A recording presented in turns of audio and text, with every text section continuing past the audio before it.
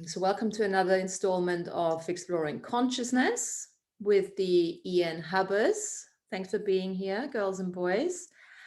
And let's see what we want to talk about today. There's so many things at the moment, right? Do you find that as well? There's so much going on at the moment. We can't really pick anything, but let's start from an experience, and then we'll take it from there and see what happens. Well, I want to start with the multiverse. Yeah, well, let's start small. Let's start small. Okay, multiverse. Let's go. I went to see Dr. Strange and the Multiverse of Madness. Ooh. And it was really interesting journey that I don't know if any of other you have seen the movie or like watched the Marvel comic movie series, but this journey involves a woman who can travel through the multiverse but doesn't know how to use her powers. And so that's, I don't know, I mean, I think a metaphor for all of us learning how to use our multi-dimensional powers, right? And so Dr. Strange travels with her through these energies and for me, I always think it's really interesting to receive the coding, right? And the way that movies kind of do the soft disclosure and open us up more and more to kind of what's coming down the pike, but also looking at the energy behind, right? And what other programmed energies are coming through, right? The movies. So I thought it was really interesting that Dr. Strange, went and he saw or met all these different kind of parts of himself, but really those parts are within. They're all right here within the heart. So that's just something that I've been thinking about and working with, right? As I'm aligning more fully with more of the multidimensional parts of myself. And, this eclipse portal, I've had some interesting experiences similar to kind of like what Amy was talking about, where she kind of saw this being as her body was starting to open up a little bit more. But I've had the experience of really integrating with more parts of myself, like seeing these beings kind of coming closer and closer and closer, which I had a knowingness that they're me, right? And they're coming back to the heart center for integration. So Tanya, give us an example. How do you integrate those shards, parts, avatars, beings?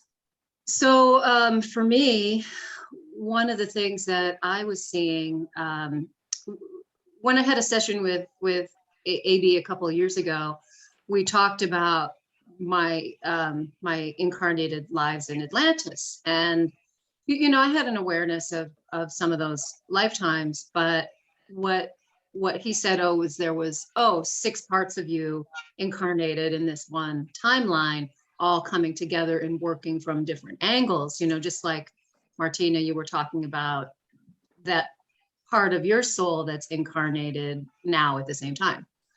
And what I was having an awareness of were these women from that Atlantean timeline, which were parts of myself. So it was almost like, as I'm sitting, here, and you think about a circle around you, I don't know, kind of like points on a clock or something. And I would see one over here and one over here and one over here. And I just, had a knowingness that these were parts of me. So what I've been doing is just like sitting in my blueprint and having an awareness of these beings, just coming closer and closer and closer, right? And talking to them and hearing their stories and remembering those stories as my story as well. And then just seeing them coming closer and closer, and then my heart clicking in to their heart, almost like a snap and then all of a sudden they're just one with me again. Fabulous. Fabulous. Now, anyone else who has some tips or ideas or how it works for you to integrate your shots? What does it look like for you, Jennifer? Similar to what Tanya was saying, the most recent ones that I integrated, I did a ceremony around the integration, and one of the things that I was told was like basically like to negotiate if I'm going to be the apex, like what is it that they haven't experienced yet that they want to, or the things that they want to do, and like making sure that I make space for that to happen. So even if it comes down to like dancing and having fun or something, like making sure that everybody's experiences and interests are served, not solely my own, if we're all going to go forward together. Mm-hmm.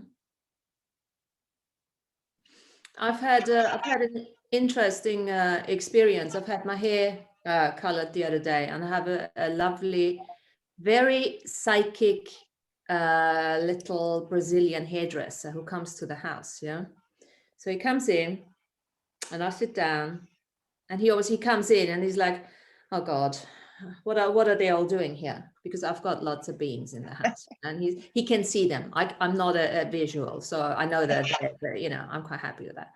And he gets a bit aggro, it's like, oh, because he's afraid. But anyway, so he comes and I sit down. So he said, "So what's wrong with you?" I said, "What do you mean? You mean what's right about me, right?" No, what's wrong? What's with your face? So I don't know, you tell me. And he says, "There's something out of alignment. There's something weird. This is not your face." And I thought, wow. What he saw was the integration of the different, think of every part as a different residual image. Because lots of them are old ancestor shards, right? Or, they all have a different residual image. And he actually, what he saw was the integration of that must have been going on. I can't see it. Nobody else can see it. But he saw something was out of alignment. For me, that was like, oh my God, this is so cool. He said, "I have no idea what you're talking about." And I said, "That's fine. But you just said something so cool." And it gave me such a good idea to work. If you want to write yourself a little meditation, integration, visualization, you could work with the residual images, right? And just allow those residual images to, and this is part of that shape shifting, the way I look at shape shifting. I don't look at shape shifting from a shamanic perspective, like going into a horse and looking through the horse's eyes, but actually allowing all those parts and shards to come into this body,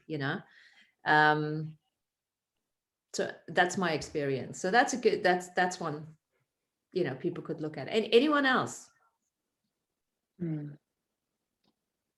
Well, I'll chime in. Sorry about the thing. I tried to plug into the one and it said totally dead, but it was totally charged a couple days ago, and then I couldn't find the number again. So now I'm finding one where the camera's skewed. So anyway, when Tanya first started talking, I was like just going along listening to your words, and yet nothing really kind of was like being presented. But as you were talking, what I saw was, for me, from probably the mid 80s or so, I started seeing like a specific place and time, like there was a visual of being a metal worker, and there would be a scene of like, at this point in time, I will probably say, probably during the Atlantean time, but located more in South America or Central America, which is kind of unusual because my dad's ancestry actually goes through all of the Americas. And I remember coming out of one of the pyramids, and it was one of those that had a structure on top where you went into, and that was like my work area. And as I came out of it, there was this, I call it a palisade of pyramids that went out before me. And in the distance, I could see this cataclysmic event occurring. And my thought at that time was, I guess we'll have to do it again, you know? And so, you know, and it's always kind of stayed there, but I never really knew where it was or what it was until more recently. And so along with what we're saying, what I want to chime in is that what I've come to at this point right now to do is when I remember or recall or see or can be present in that, what I'm doing is I'm acknowledging that that's a part of me, you know, regardless of where the time or the space is, you know, whether there were 20 or 2 or 6 or 8, just acknowledging that that's a part of who this is here, and that this is just one more aspect of all of that. And so what I'm doing is acknowledging that, you know, if we are this cosmic being like Hubble shows, you know, and we're simply a point of that trillions of points, that's us, is that I acknowledge it as part of the experience that like kind of like out, and it's happening simultaneously. But then what I do then is I say, okay, all that's no longer in coherence or in cooperation or working for the highest good for what this point is now going forward, then let's let all of those go, or let us release them back into the void so that they can either create their own, or, you know, they can just, you know, dissolve or come back in. I try to use it, you know, all of those little things that are popping up as just a reflection of that we don't exist just here, just now. This is just the point that we're cognizant of, you know, now. Yeah. And I use it, I'm trying to use it in a way of kind of like Andrew has done, because, you know, I did, you know, at the very beginning of my search, find him and dove immediately into his lessons, which I had no idea what the hell I was doing or what he was offering. It was just that was the next step in the road.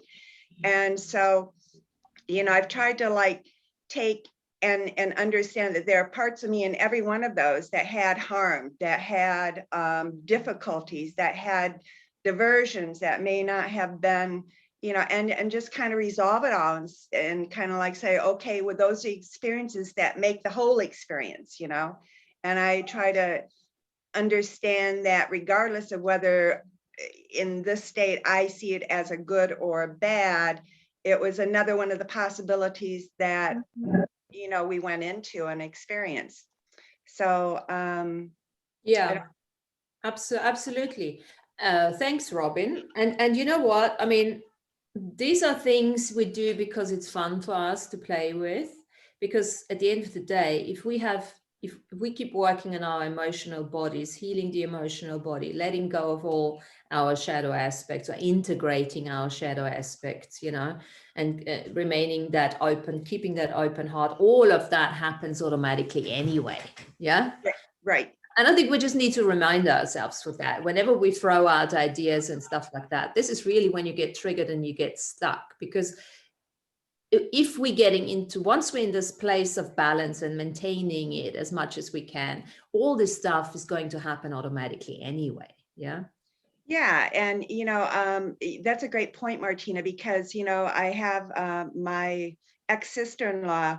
She's a psychiatrist, and we've had a few talks about my narcissistic brother, and he got it from my mother. He was trained by my mother, and I try to reflect back to her, but you know, it's an ongoing thing, and you know, she asked, she goes, well, how do you know all of this stuff? And I said, you know, I can't really take credit for it, because I've just been led every step along the way from a tot on to now almost 70, you know, that it's put before you and you're given the opportunity to choose. It's not like I'm like going, oh, I'm going to go here and do this and that's going to happen and this is going to lead to, it's like, what do you call those where you get a hint and you go try to find it. Scavenger hunt. It's like a scavenger hunt. You know, you're given those clues and it's up to you to whether you follow it or you don't follow it, you know. But I think it's given to you, you know, your higher self or whatever is kind of trying to give it to you and see if you're ready to take the bait and run with it, maybe. Yeah, you can say, have, acknowledge. Is this me making that noise? No. Still having gratitude for yourself to choosing to even see those little breadcrumbs and synchronicities, you know? So, that's a celebration in itself, because yes, they're out there for everyone, but not everyone allows themselves to choose to see them, to perceive them, and then secondly, to actually receive them, because the receiving is one of the biggest things, is one of the most misunderstood, I think, what we call it, choices in this reality.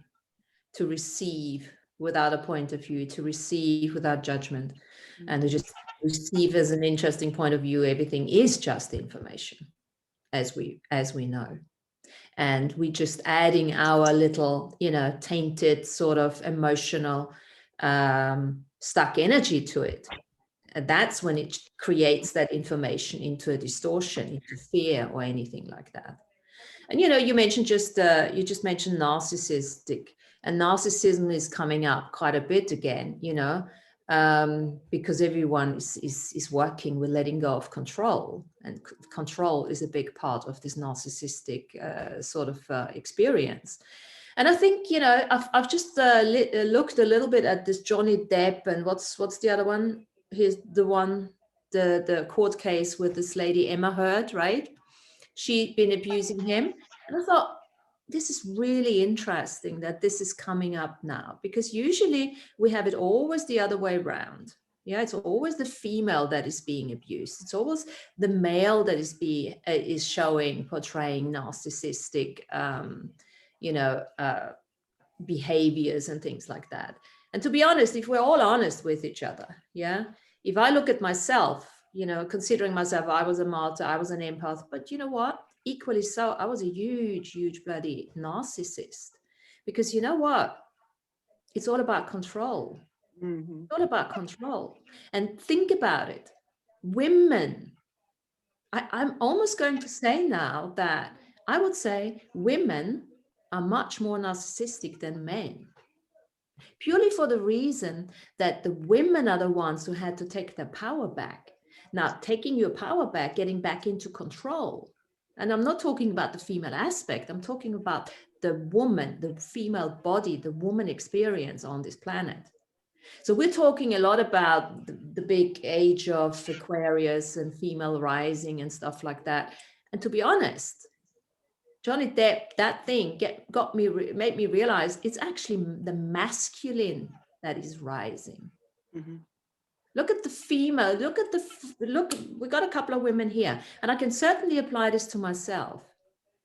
It's the female that I initially thought was the one that was pushed down by my own male. Yeah, but actually it's not the case. My female aspect was hugely overpowering my masculine aspect. It's the masculine energy that is rising. Can I have a couple words? Absolutely, yes. Can you hear me now good? Yes, we can, darling. Hi, everyone. Very happy to... Yeah. Hi, everyone. Very happy to see you all. So I have something to say. You were sharing just now, Martina, and it just opened in me my remembering thing. At workshops that I'm giving, we are talking about heart, and we are talking about connection heart and brain together, to work together. So till recently, we were centered in our brain, and we were making our life from logic. Even heart all the time was talking and sending signal all the time of creation and connection to source. But we agreed not to hear it, just to go with our experience, whatever we were choosing in limitation duality thing. And this is the thing, when you connect brain to heart, and you know, like in Bible, when thy eye be single, this is where you are receiving and connected to your real nature, singularity. They change polarity. You see, in our logical experience, brain is male, heart is female. Yeah. When they connected and you are connected to source, they change polarity. Heart become male, showing the road, showing the way, and brain just processing. Female. So this is what you are saying, male, kind like thing, finding its place today in our reality. It's really, we need to think about. We are returning back to experience from singularity. So in truth, it's a heart taking its natural place in our life and in our creation. So this is very interesting thing that let me just invoke by your sharing, Martina. So I love that. And that also goes in hand with what I've been hearing, that light matter is masculine. And what is rising? Our light bodies. We are actually having our light bodies integrate with our physical bodies. Now that would explain just what you were saying. I'm not entirely sure why. Why does it flip?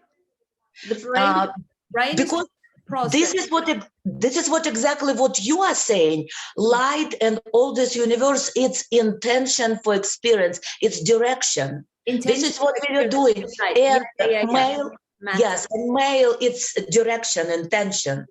Yes. Yeah. Yes.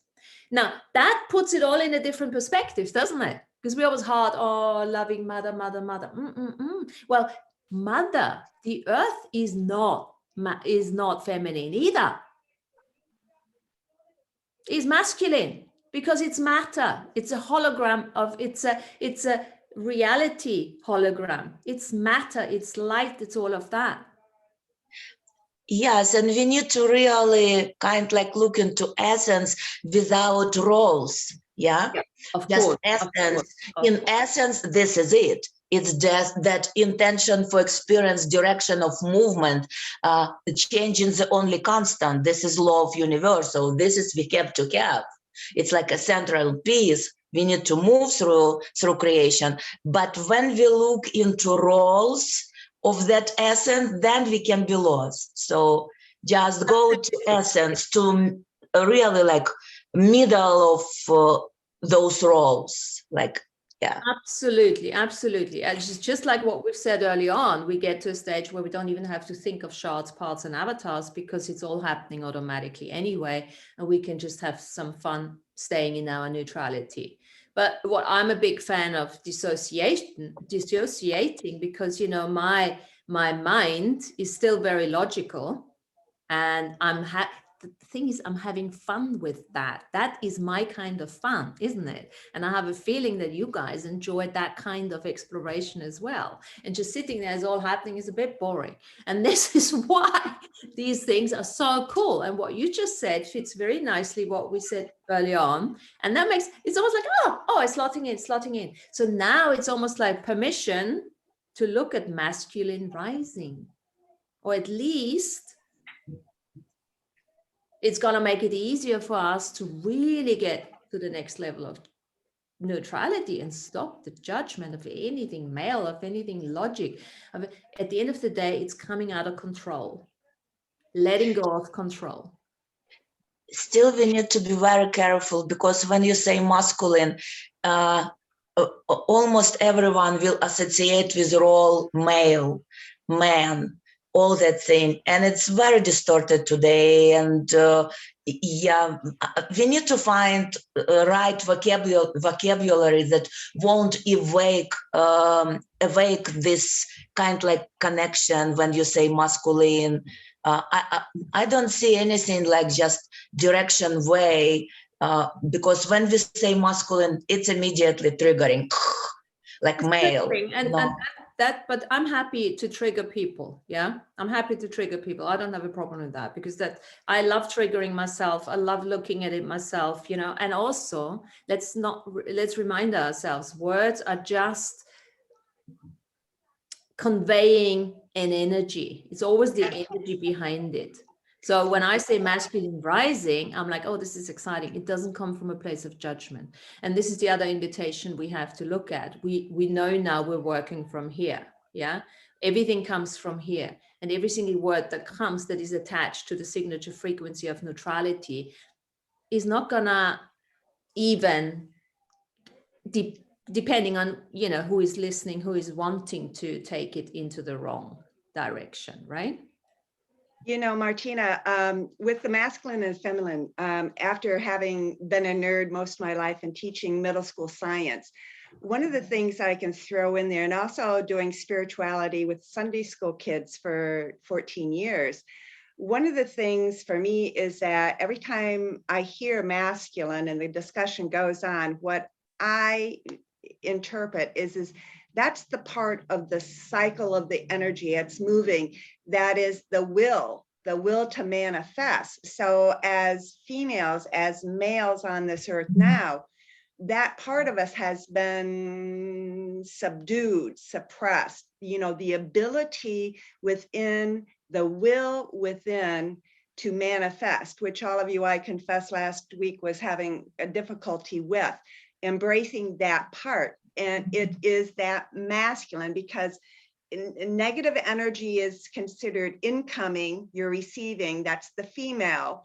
And then when you can turn around and use that energy to then use it as a willpower to bring forth and to create, that is the masculine. So when we invoke and we empower, and Martina, you say that the masculine is rising, that's trying to empower us each to use our will to manifest that which we came to manifest. So perhaps that might help someone view it a little differently. I think we all understand what we're saying, and I fully appreciate what Irina says as well, because yes, it is. But needless to say, it's also, we say feminine rising and all the men fall over. Now, let's talk to a man here. What do the men say about that? What do you think about masculine rising? Tom?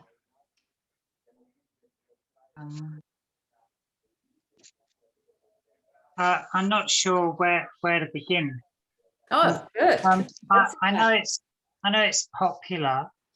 Like some of the groups I talk to, that they love to talk about the divine masculine and the divine feminine and these kind of things in relationships and that. And it doesn't actually interest me that much.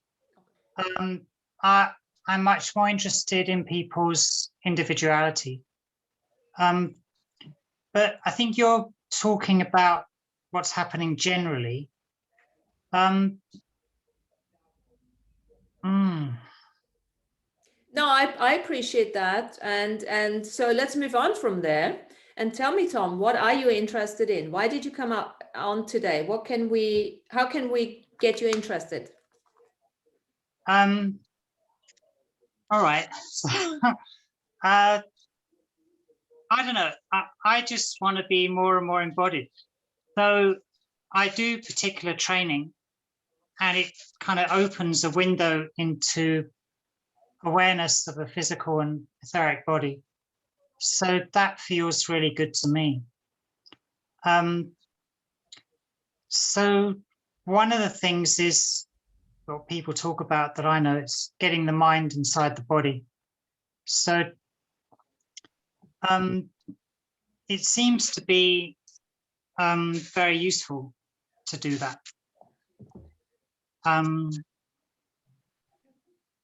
Because somehow I access more energy and I'm able to free up more energy inside me. And I think it just helps to clear the blockages inside my system, at least on an etheric level. But you asked the question about how do you integrate more of yourself and parts. So I just go under hypnosis, and that normally happens by parts showing up, and I need to feel what's repressed in them on an emotional level. So lots of parts come up from past existence, and they're more or less traumatized. So it's a case of feeling completely all the energy on an emotional level. And it often means going down through the layers. So get a vague sense of the emotion that they're carrying. And then you feel a bit more, and you feel the deeper emotion that's underneath it. And then there's something underneath that, and there's something underneath that. So eventually you get to the core of it.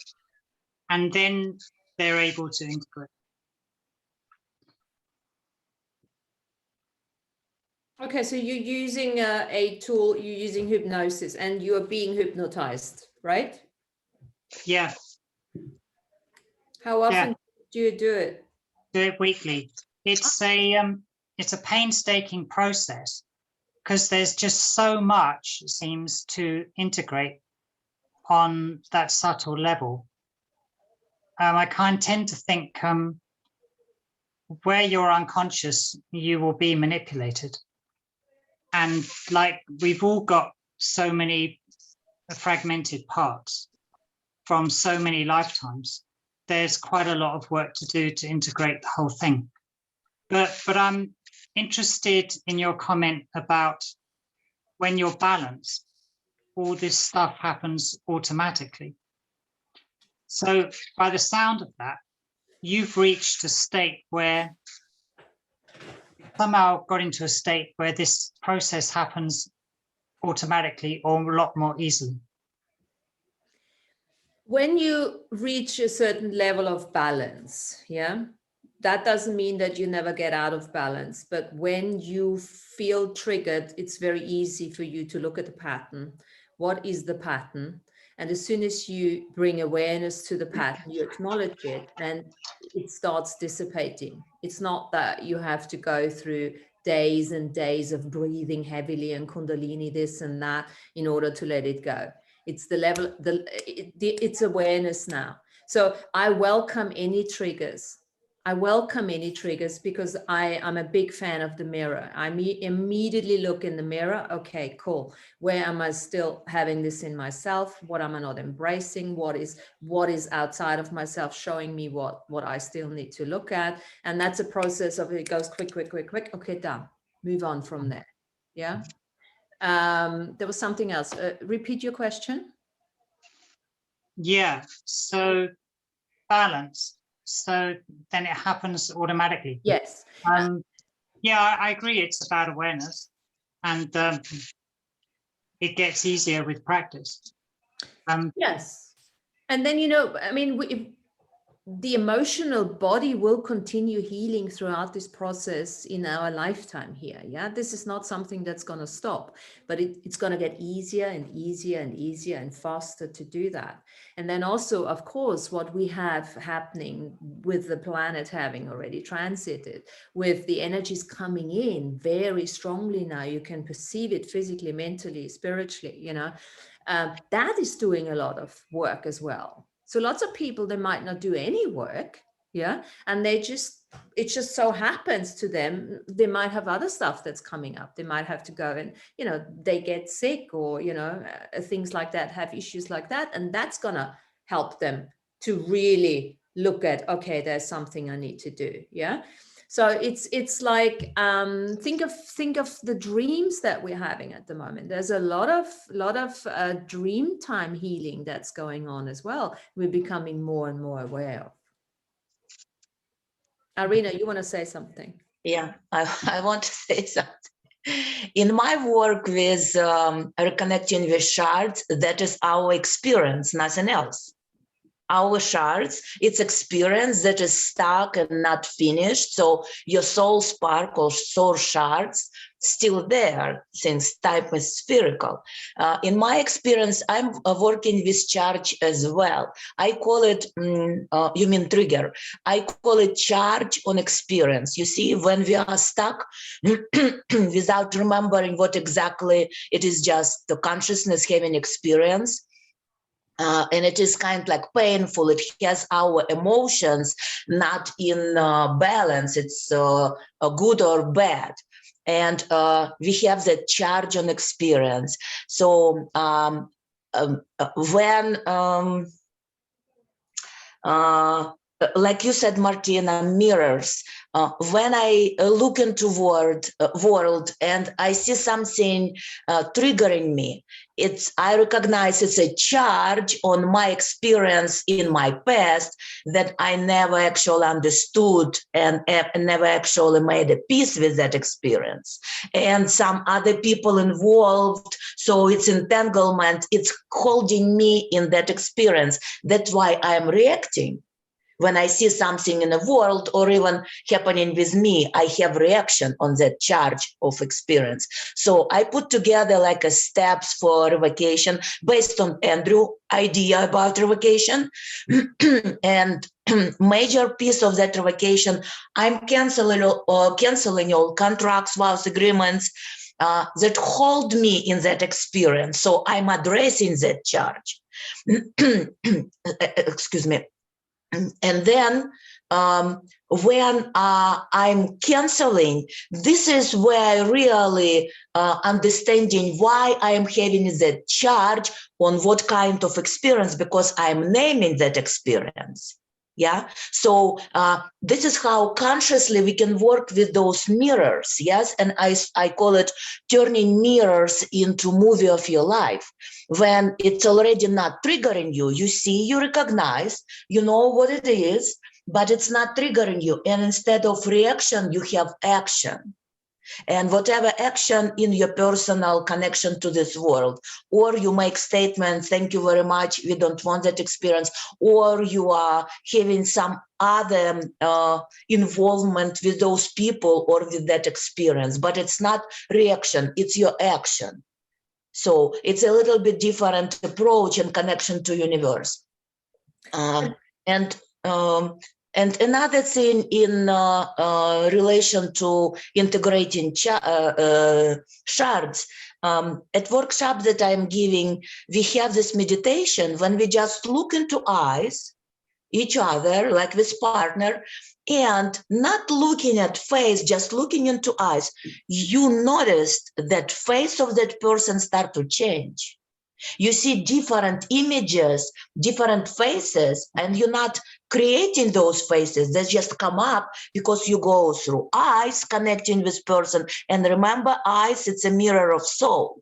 So you going through the experience of soul, those different previous lives, and faces just changing. Try with partner to do it. Very interesting experience. And it gives you kind of like experience Egyptian approach to understand personality and what personality in relation to soul, that is experience. Yeah. And they have this belief, ancient Egyptians, they had this belief that our personality can be only actually 8 personalities. They call it original personalities. So when you come to have this human experience, they see like first 8 lives, when you really developing different 8 personalities. And I believe 8 connected to tetrahedron, star tetrahedron, that is had 8 points, and this is kind like level of consciousness of our 3D experience that we had. So star tetrahedron, 8 personalities, kind of like connected to our level of consciousness, 3D we call, 3D level of consciousness. And they see 4 male personalities, 4 female personalities.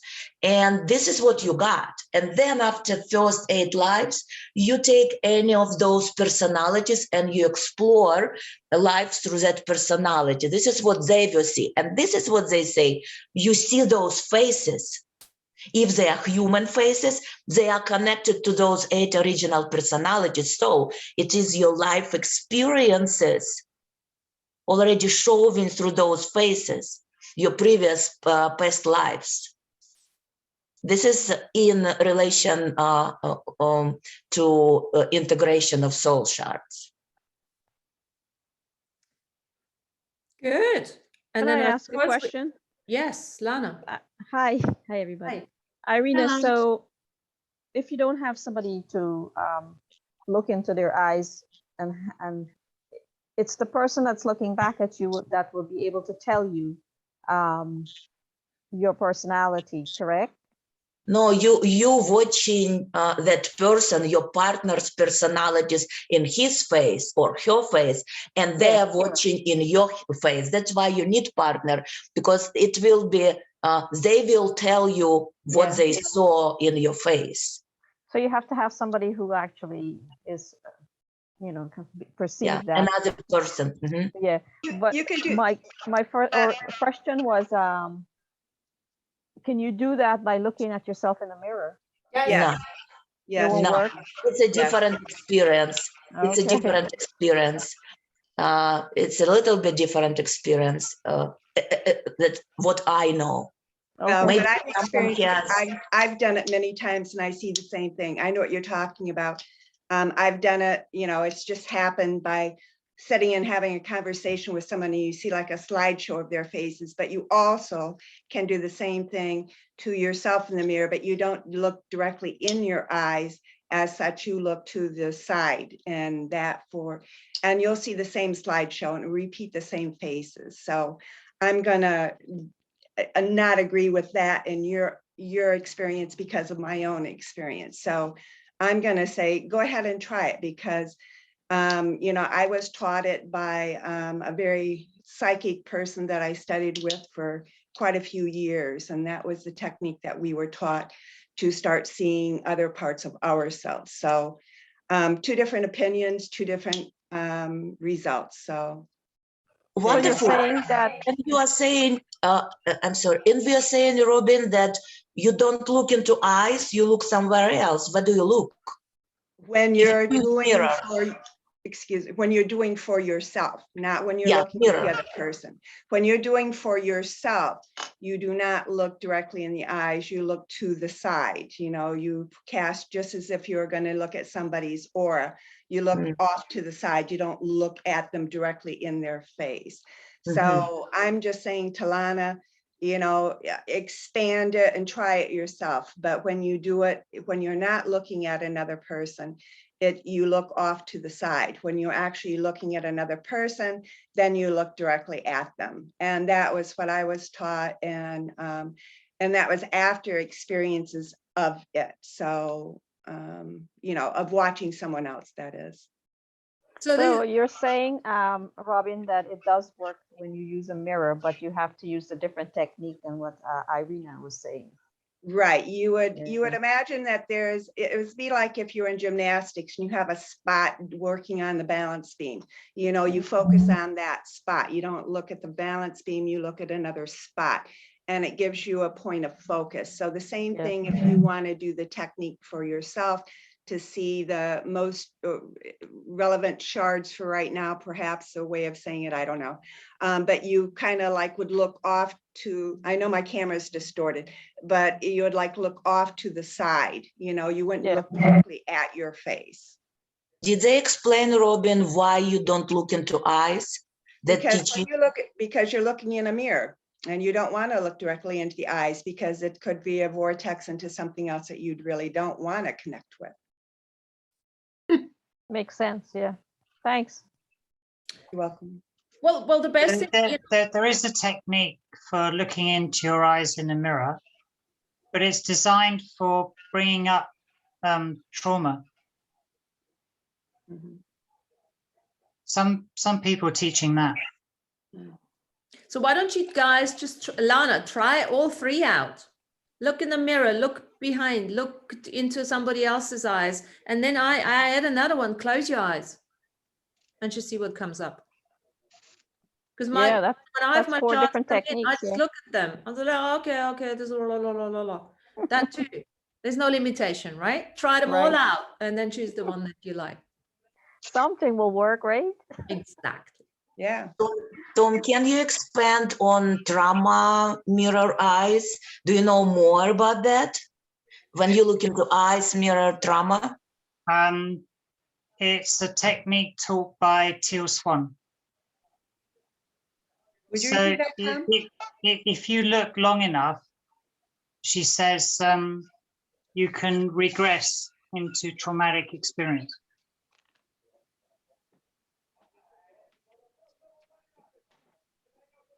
Thank you. So Tom, back to you. Did that answer some of your questions? What else we got? What else? Okay. Got to make use of you if you're here. So I'll say something about myself then. please. For a long time, I've wanted to connect directly with the energy of the planets of the solar system. And I'm doing this in quite a benign way just at the moment, because I happened upon a course. So it's all very nice. But my teachers say the planets hold our karma.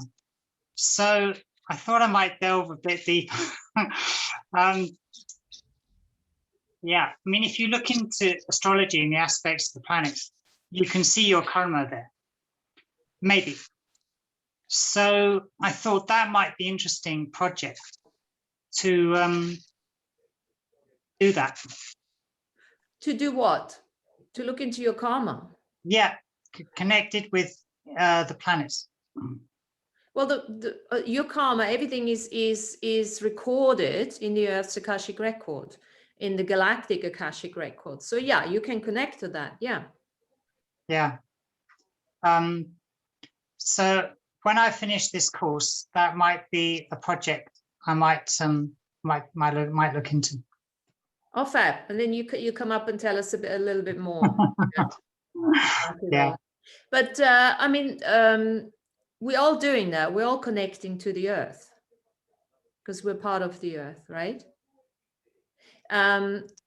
And we're connected. The only thing I would add to this is now, you know, we're always looking at, you know, the radiation, the sun, the light coming in from up there. We mustn't forget that also we're getting, you know, the energies from the Earth itself, you know, from the tectonial energies, the elemental energies. I don't know if you saw AB's last show. I just, you know, linked into it briefly, and he was actually saying that this one person, it was that interesting, had issues with his cervical spine. He had taken on elemental energies, right? And it's quite interesting because you see, this is who we are. We're not just, you know, connecting to human species, to other species. We're connecting to the elemental energies just as much when we're working with the Earth, and they need an outlet as well. And that person was the right outlet for that elemental energy, and it pretty much fucked him up because he had no idea in order to work with that, to let it go. And it was a like live or die situation for the elemental energy.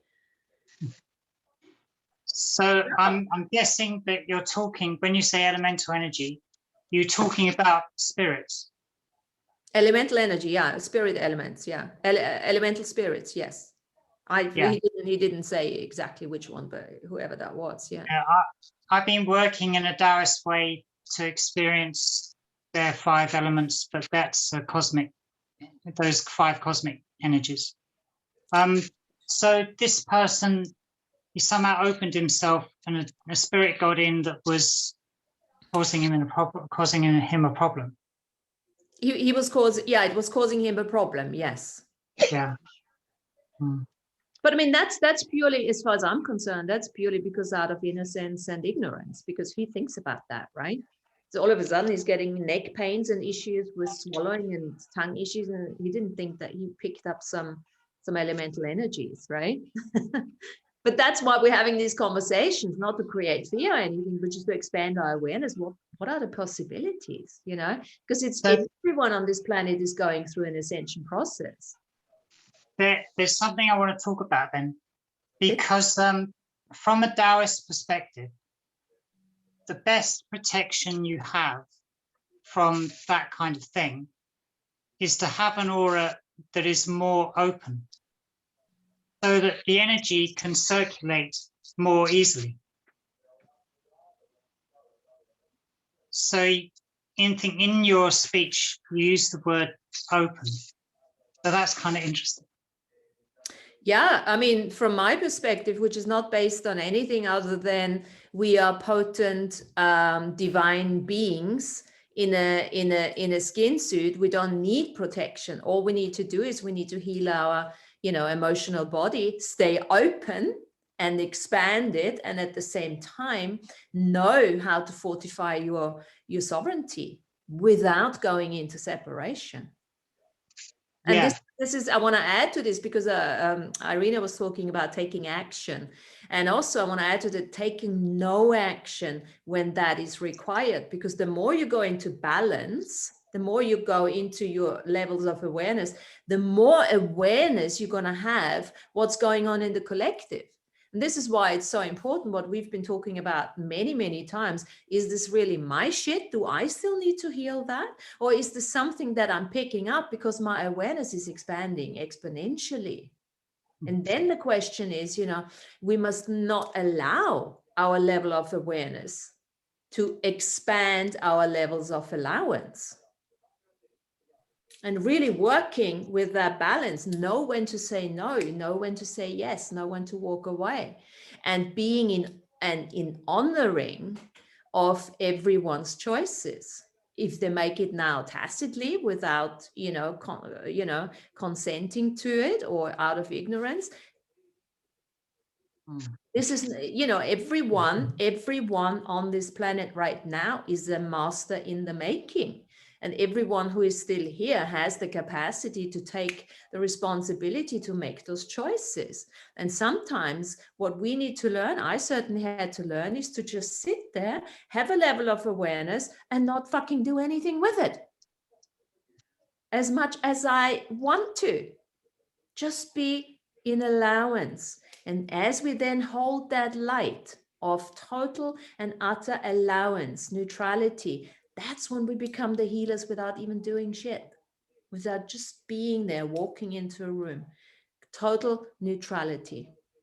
And the other thing, one more thing, Tom, there is work to be done. We know that there is determination, there's courage, there's all of that. And there's also the realization that sometimes if you have a laugh with a couple of mates or something, you do so much work that you couldn't do in probably 5 hypnotherapy sessions. Mm-hmm. Joy, fun, that kind of thing. That energy is really Tanya, sorry, I've been going on a tangent. Tom, I just wanted to say that I really understand what you mean by trauma, and then the layers and layers and layers that go deep into that emotional body. I've seen this with myself, but I also see it with almost every person that I work on. And what I see is that, like, whatever the experience is happening in the now causes the trigger or the charge, right, that enables you to go deeper and deeper and deeper through those layers into that emotion, right? So whether it be, a good example right now is I've seen a lot of people around me whose pets are dying, but that grief is going like an acupuncture pin, right, into the wounded child, into past lifetime. And so that seed of grief can just come up to the surface there and just be experienced in this like now moment, so then it can be released and that trauma can be released. So I just wanted to say that, yeah, I see that. I see that perspective, and I see it going on with so many people right now. So thanks for bringing that up. Yeah, Tanya, I've been seeing a lot of the people that I know and have grown up with experiencing the exact same thing, especially through the trauma of losing a pet. And that it is allowing everybody who's connected to them and hearing about it go into the depths of their own past traumas. There was another thing, Tom, I wanted to add. Back in the, let's see, was 1800s or early 1900s, there's a gentleman by the name of Ledbetter, and he was a very, in the Theosophical Society, and he actually wrote a book about elementals. And he talks about all the things around us here in this physical plane that aren't human, are possible elemental forces that you can tap into and that you can be privy to. And the other thing I was led to share is that when we're in resonance with something, it will come into our field because we're melding with it. So right now, many people are suggesting to stay in your highest frequency that you can, which is that loving state, not the I love you and let me buy you card thing, but that love that allows you to bring forth. And when you're resonating with that level, when you can, what happens is those other negative things that try to come into your sphere, they dissipate. They can't hold their substance because they're not in resonance with the energy, and energy either builds itself or it diminishes itself.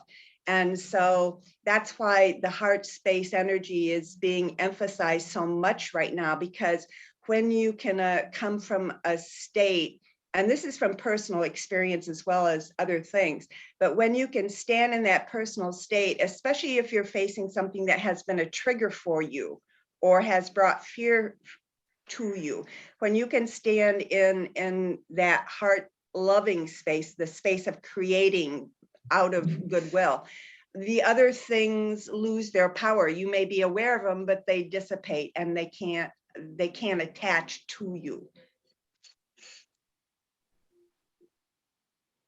Yeah, I've seen that, Robin, that experience of unconditional love being the healer of everything. Right. It's amazing because when I came on and I admitted to all of you the turmoil that I've been experiencing these last 4 months, and it started with the house. The house was bought by the bank. The furnace had to be shut off. It's been 4 months with no furnace. It was like 40 degrees in here. I couldn't work because of the mandates, And so for me, everything that I had feared my whole life was like, there you are. Now, what are you going to do with it? And it literally pretty much stopped me in my tracks. And so all of this, being able to share it and everybody come together and put whatever your knowledge, whatever your experiences, no matter where it came from and whether it blends with someone else's or not, there isn't just one single truth. There isn't just one single way. This is a cosmic existence, and it's a cosmic evolution, and we're all part of that. So everybody's word that they bring, whether we agree with them or not, or if it triggers us or not, it allows us all to grow in some way. And that's really what this awakening is everybody to grow within themselves, and to share what they can share.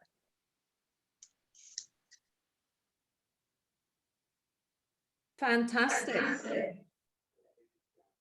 How to not, am I having an echo? No. Are you what?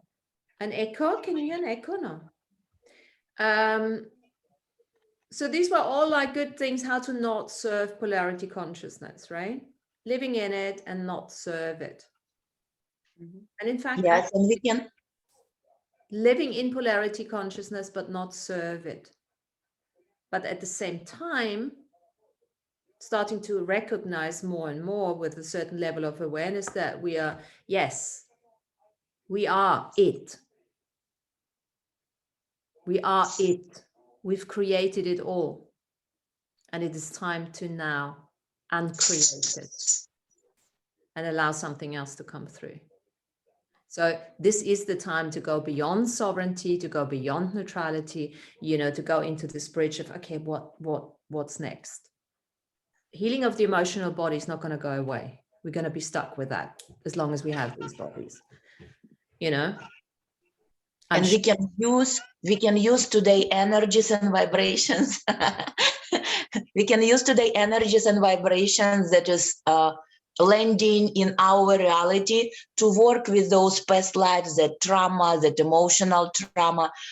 It's so easy now to finish with my approach to connecting with your soul shards.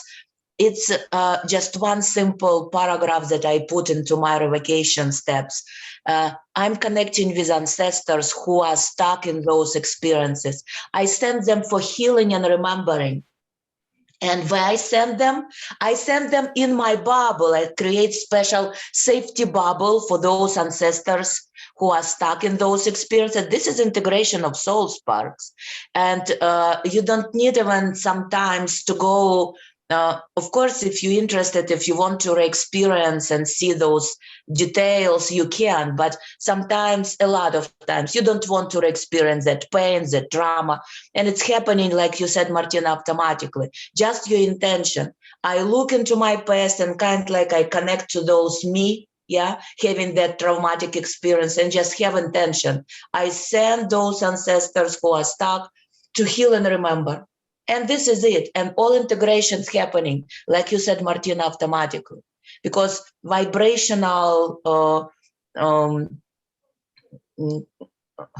presence in our today reality of universe, that way that you don't need to go to details. Remember, Andrew was mentioning that we got this situation with blank slate. It's like you can really forgive yourself, or integrate, or understand, or remember everything you did in duality experience, that traumatic all experiences connected to pain, and you can start from beginning completely. Everything can be like beginning for you. This is what he was connecting with coronavirus, making these changes on Earth. So it is here, really it is here. And we don't have to. Absolutely, Irina, it is. Yeah. It's a birth, it's a new birth. Yeah. Of something completely new. Consider yourself completely new. Let's not get lost in the past. Yeah. Let's no longer dig. Let's not go digging for it. We don't have to go digging for it, because whatever needs to be healed will represent itself.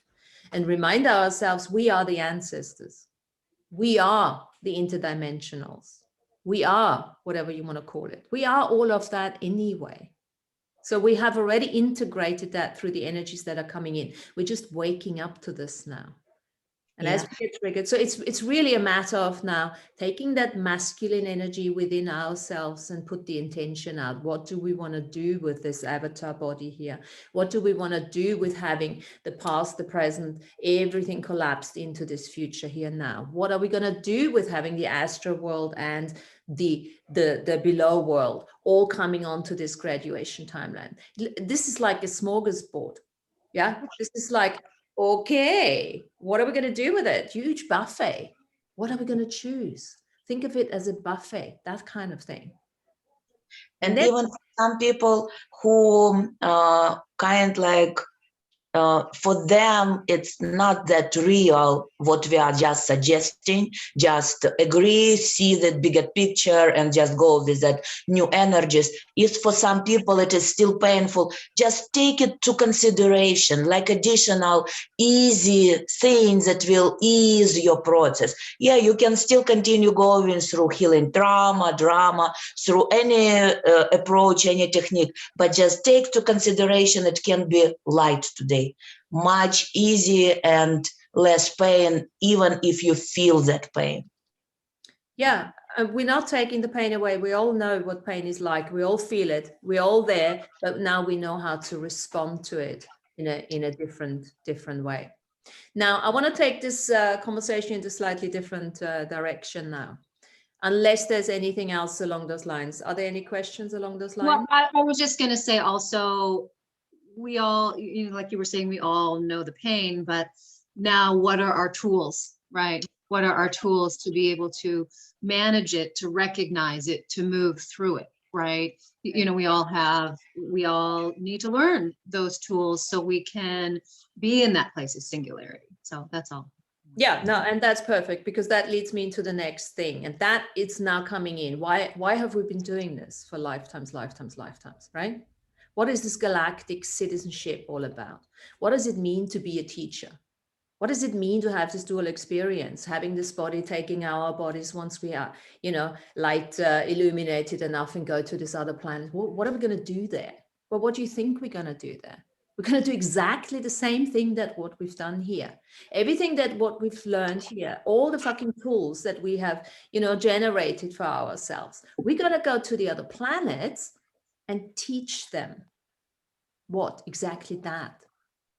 So the next level for us, look, it's not, we all, you know, there's no linearity, so we go back and forth. The next level of exploration, and this is what I want to take this group into, and we've already started that. We've already said, okay, so we're all teachers, right? So what are we going to teach? How we're going to teach? Who needs our teachings, right? Because that takes a little bit of an effort towards something. We want to go towards, what is it? Why have we done all that? And how can we use it, right? So think about the galactic commerce market. Think about beyond the Earth. Think about, without taking the work away that we still have to do on this planet. But what are we going to do as galactic teachers? What are we going to do once we start trading our memories? Because that's what we're going to do as galactic teachers. What is the galactic commerce market? It's a DNA trade. We are trading it's happening already, but we're being harvested. Yeah, we're not, you know, nobody asked us to take our memories, our energies, and trade them at the black markets. We're going to go into the proper markets and say, okay, now this is what we have experienced. This is what we can do. Now let's trade those memories, because that's the work we're going to look after. This is why we'll never have to stop thinking of what we're doing here, because this information, those experiences, those memories are the ones that we're going to trade on the galactic commerce market, right? Now that brings another big picture into this whole thing. It takes us out of the little box here. Well, why the fuck are we actually doing all of that? What does enlightenment really mean? What am I going to do with it? Are they just going to be happy, smiley, walk around and that's it? We have a choice. We can do the celestial medium journey, and not everyone's going to do it. But I would assume that you guys that come to having chats of that level of consciousness are interested in that kind of thing. Does that create some more inspiration and interest? Do we understand what the galactic DNA market is? Give us more details. Give us more details, practical stuff that can be connected to our level of consciousness today, how we can go that direction. If you have those details, please. That's the exploration, girls and boys, because, you know, who knows? This is a concept that we have learned, that we have been introduced by AB, and he's the only one who talks about that, right? But let's think about this. So this humankind here is going to the next level of consciousness, right? For what reason? To become teachers to the universe, to the galaxies out there, to go out there and create life on different planets, right? Now that implies that there are planets out there, lots more than we think that we have, right? In different, think about, you know, our solar system. I mean, Milky Way is one galaxy. There are billions of galaxies out there. Once we are able to go to billions of galaxies, because we've got the soul codes, right? That's why everybody wants our DNA technology. So once we're able to go to these different galaxies, to these different planets, now there will be species out there on different levels. We're not the only ones who are going through this, you know, ascension process. Now there are species, there are other planets with species that are fighting just like we do. Some have 20,000 species on it, some have 2 species on it. Now we will be the ones going there to mediate and say, okay, guys, what's going on here? What you need? We will have to be able to help them grow their food. And then, you know, the other example that AB comes up all the time, you know, teach them what it's like to be a mom, what it's like to be a father, what it's like to be doing this and that, depending on what those species want. Now that requires us, of course, to have a certain level of neutrality, a certain level of sovereignty. Otherwise, we can't do that. But isn't that's what keeps me going? That's what I'm interested in. Because we've got to move out of this self-mastery, sovereignty, blah, blah, blah. How long are we going to have to clear ourselves? Now we know what to do. We've got all the tools. Now what? What are we going to do with it, right? What, and look, I don't know what, I mean, I look at the DNA market just, you know, similar. Think of a market here, think of a stock exchange here, think of a corporation here, you know, there will be offices. I mean, there was something in Galactic History 2 or 1 or whatever it's called, where he had a conversation along those lines with Andre at the time. Now, if you have that, look it up. But, you know, this is an exploration for ourselves. What do we know? How are we going to go out there? What kind of tools do we want to introduce? And those will be probably the ones that we worked with that helped us the most. I would think that understanding how to create your own reality is something that we would want to be able to teach them, mastering your frequency and being able to tap into the frequency of where you're going next and bringing that back to your now. And I think that peacekeeper also, or peacemaker, is going to be an important tool to be able to teach others. And that ties back into the neutrality, but peacemaker is going to be something that is going to need to be taught. Exactly. And you know, it's going to be a huge, I'm telling you now, I have the sense that it will be a huge awakening for us. That will be the huge awakening. At what level of awareness these species are.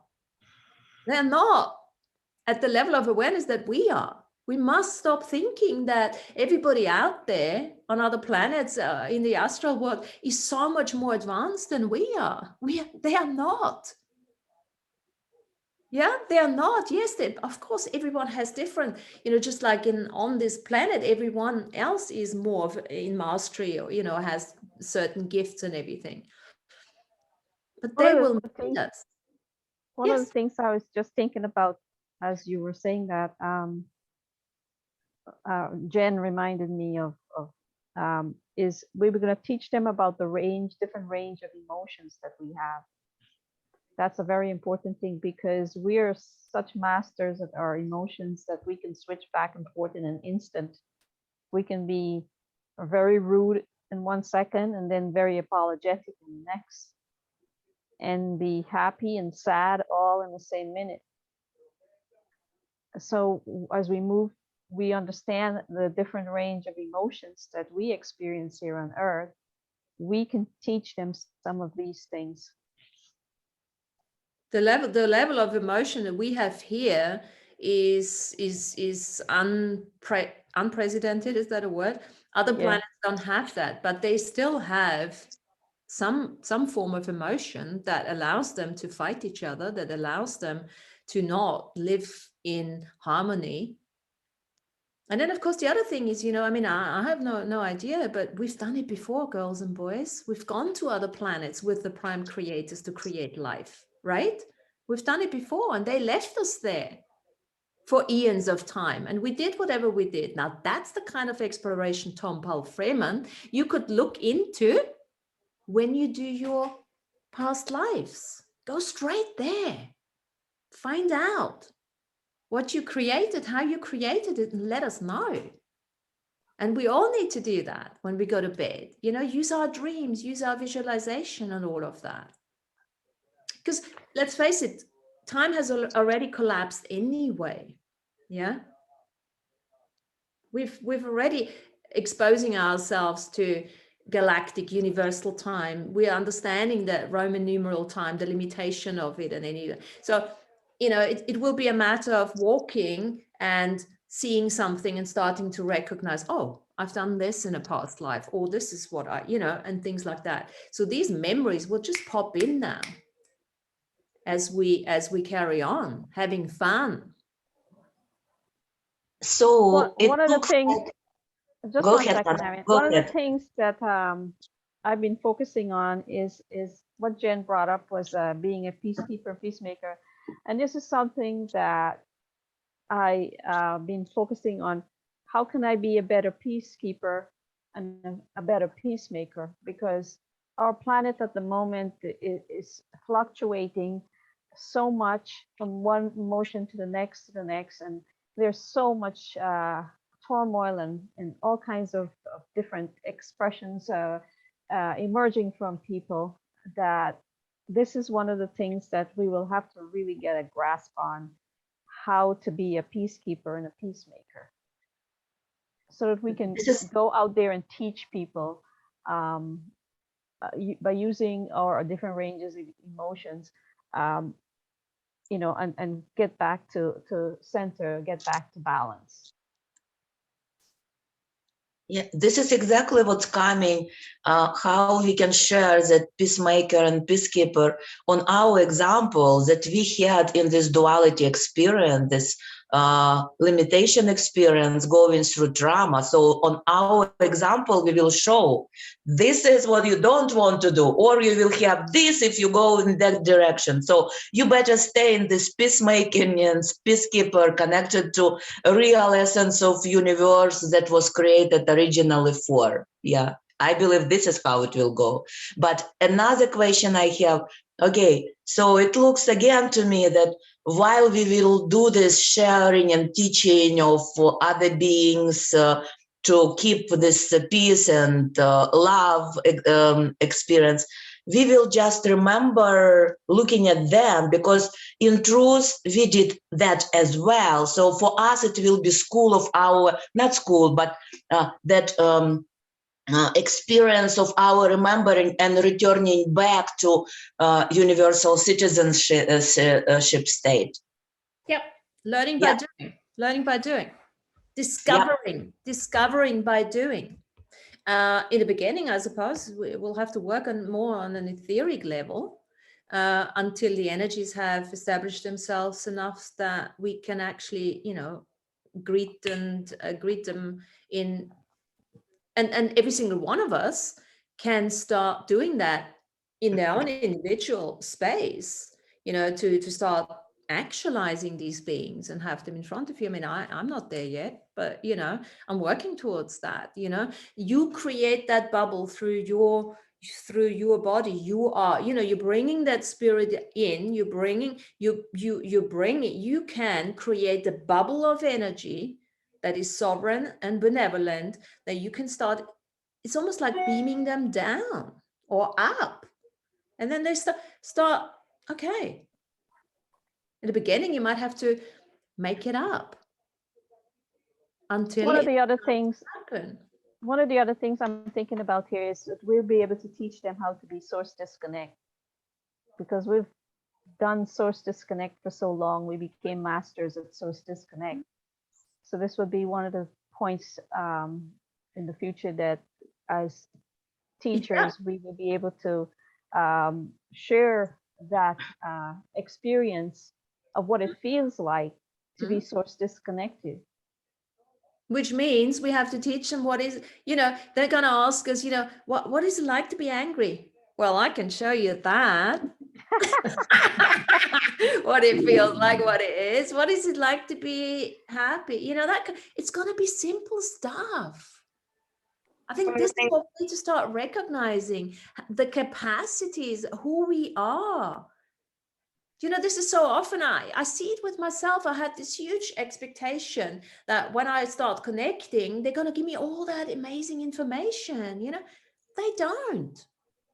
They don't know so much more than we do. We know a lot. We've experienced a lot. We have a lot of memories, a lot of experiences that we can share.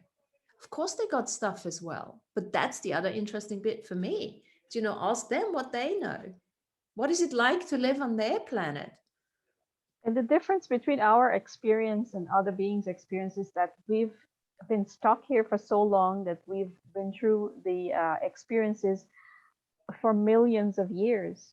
Whereas as incarnated beings, you don't get to experience a particular subject for millions and millions of years. You maybe do it in that one incarnation that you came for, and then you leave and you go to another planet or another galaxy. But we've been stuck here, so we get to do it over and over and over. So we became so good at all of this stuff. So it becomes like second nature to us now. And then we think it's normal. Everybody knows that. Well, no, it's not.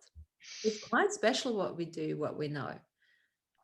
It's really special. For us, it's normal. For them, it's not.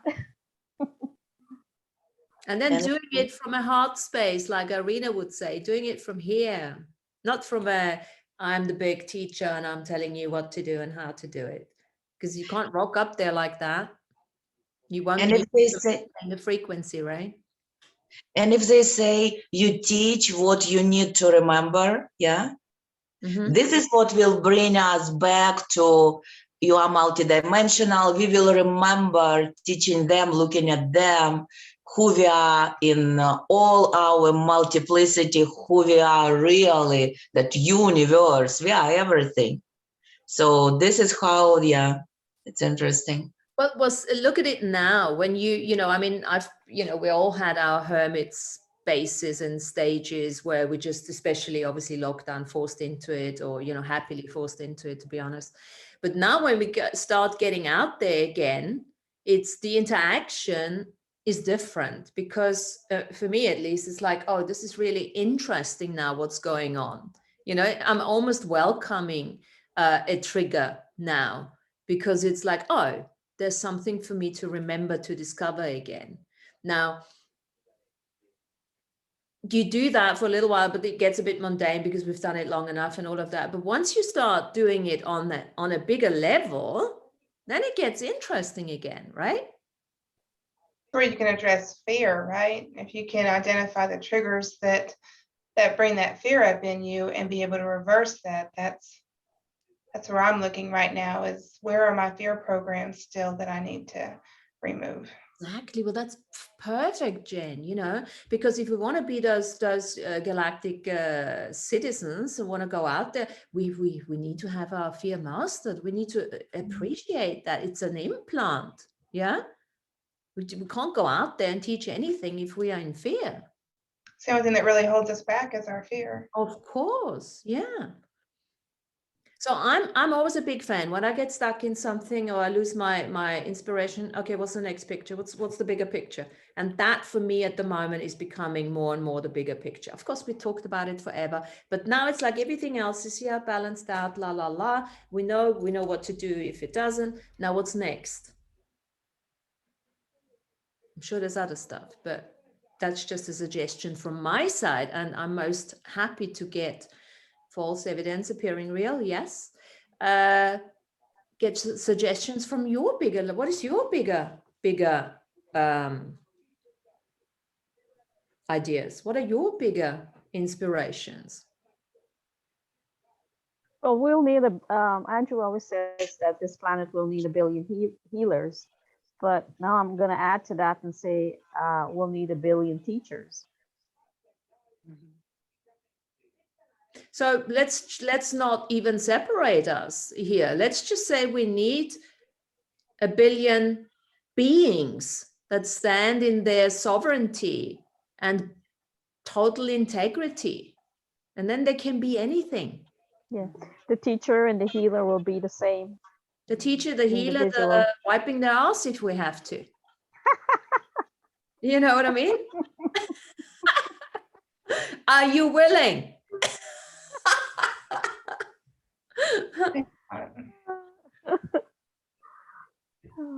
Can I just say, I don't know. I was getting a feeling like I kept thinking of Jen, and I keep thinking of Jennifer, and like I feel like they're watching us now. They're learning from us. Yeah, and Jennifer's symbols that she writes, like they see them and they interpret them as their symbols and what they mean to them. I don't know. I was feeling like what we do, and then when Tanya with her crystals, and Robin teaching and Irina teaching, like we're doing it. Our paintings that we draw, like we are doing it. Yes, we're doing it. And I feel like sometimes we can get too into it. Does that make sense? Where we forget. So just the fact that we're doing it is good enough for me to just know that. Yeah. And we don't have to always keep it in the front of our mind. Yeah, when you I don't say know. that, I really think about like the quantum aspect of it, that it's not just now that they're seeing it, it's across all timelines that they're seeing it, because all of it's happening at the same time. So you're saying that, Amy, really, I hear the quantum aspect of it. Yeah, right. I just was lost for words, but yeah, that's great. I love it. I just love that, we could just sit here and look at each other the whole 2 hours. Yes, Like, we don't have to really we should say do that. See if we anything, can do this. Mm. it's like, I don't know. It's great. I love the picture of you and the horse, Amy. It's a beautiful picture. Oh, thank you. Yeah, that thing is so big. That's a Clydesdale. And this guy just introduced us to these horses, and we're like, whoa, this thing is huge. I'm Very gentle pretty- energy, though. It's beautiful. Yeah, thank you. Yeah. No, I had to Amy, give him a kiss. it's gorgeous. I was looking at it and I had no idea that it was you. But you said something, and Martina said something, and Jen, you all, the thing that I'm being kind of pushed to say is that, Andrew has said we need, we'll need to teach them how to birth and how to take care of the children. But it's happening now here on Earth. There are, I'll say, children who are having children who don't know how to be a parent. They don't know that breasts are made to feed human babies. They're buying can-made products out of a factory to feed their child. They don't, and they're saying, well, the breast gets sore, they get this, and they go, yeah, but you have to work through that and, teach the body.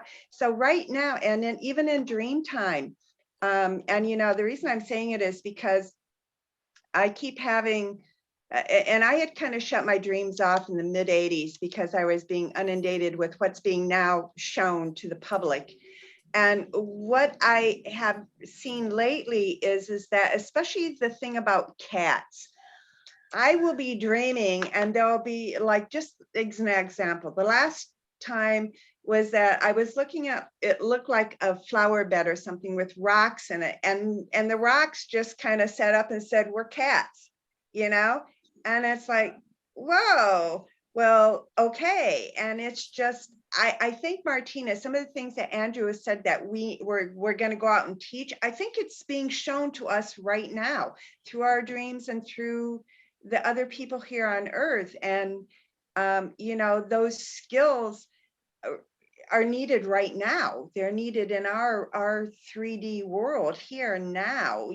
People have been so disconnected from their dream time because of where they live, or Amy, the fears, and I think, and also through the breaking up the families, there aren't mothers and grandmothers to lead the daughter in how to be pregnant, how to nurse the baby, how to love that child. I think we're being called to do those things in action now, possibly so that we have that experience of teaching them now to the other worlds when we go out. So Robin, that's exactly what Jen just said. She said everything has collapsed. Right? Oh, okay. And yes, there is this element. I'm bringing this up because I do a lot in my dream time, but I can't pinpoint it. I just get the energy over the last couple of weeks. But we've been doing this for a long time anyway. Yeah, this is not, I'm just bringing it up to bring some new inspiration in and a bigger picture into this, because lots of people get now a bit fed up about self-mastery, sovereignty, self-healing, or maybe it's just me. I don't know. It's like, okay, what else can we talk about? Why are we actually doing that? Mm-hmm. But you're absolutely right.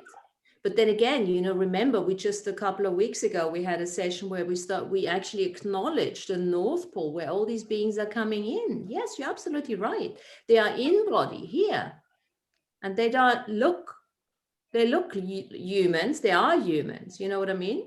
Mm. Have skin suits and everything. And then, of course, there's the other element where we go to different, it's all a mix of all of it. You're absolutely right. And what you can do now is exactly what we said earlier on. I don't know who said it now, but Amy said it. Yeah, you're absolutely right. You're doing it now. I'm just saying, keep the perspective. I just wanted to reiterate the perspective, why we're actually doing this. We're doing it. We're already doing it. We are the peacekeepers. We are the peacemakers. But maybe you knew that anyway. You have, but I just thought, let's get excited about it. Have fun, right? Be joyful. Exactly. Have some fun with it. We've done it. We've come so far. This is really now celebration time. Knowing that we have become these masters. We are these masters. We are the masters. We are the ascending masters. One of the things that Robin was saying there, that we are doing it, we're teaching it right now. And what I was thinking, Robin, is that we already have those experiences in our DNA memories. And so when the moment presents itself, it will naturally come out of us to do those things and to teach those things to whomever it is that is requiring that teaching or the moment of guidance or whatever. So it's already with us. Everything's done. So there's a little nugget here which I picked up when I looked at the DNA markets as I heard them through AB, and I thought I could start working with this. So as we are exchanging our DNA, not on the black market, we do it out of free will. We are exchanging our DNA with whoever you want to exchange it, and we don't obviously use money for that. What kind of exchange are you wanting to play with? Now, what he's mentioned in the way he was just saying and talking and come up with all of that is like instant manifestations. So play with that. Say, whatever I'm doing, and I've always said to you guys, when I go to the markets, it's a payment of whatever I'm doing with them in my dream time. And everything I find is an instant manifestation they paying me for. And initially I said it was because I was doing entity clearings. That's how I started off. And then I said it's because I was, what I was doing in dream time. And just play with that awareness, because you can now, we're moving into instant manifestation. So what can I instantly manifest? I mean, you start finding things. I went to the supermarket the other day, and everything is getting so expensive here, right? And I thought, I need an example, to reinstate my faith in humanity, right? I'm going to the supermarket, and just on the way out, I see boxes standing there full of vegetables and fruit. And I see, I'm thinking, what, £1.50? And I said, what, this box is £1.50? Yeah. Okay, I'm having one. Thank you very much. Like a box like this was the most amazing vegetables in it. There was nothing, they weren't off anything. I didn't ask why they were £1.50. The coffee is not even that. And it was like the universe was saying, do you want your faith restored? Have a box of vegetables for £1.50. And I'm like, yes, thank you very much. That kind of thing. Instant manifestation. Think of all these 9 trainees, by location. Think of that. I don't know who does distance treatments. When I do distance treatments, I always, consider myself obviously being with a person, or the person's lying on my couch or something, and play with that. And I wouldn't be surprised if one day the person says, oh my God, you were in the room. Yeah, I am. But they can start seeing you. That's the pure intention. Have you ever had somebody come back and tell you that he saw you in the room, or my mom, yeah. So I really felt you were right here. No shit. Yeah. I said, and you didn't even make me a coffee. What the hell? Do you know what I mean? And my mom said that. You could never have had a conversation with her like that before. Play with that.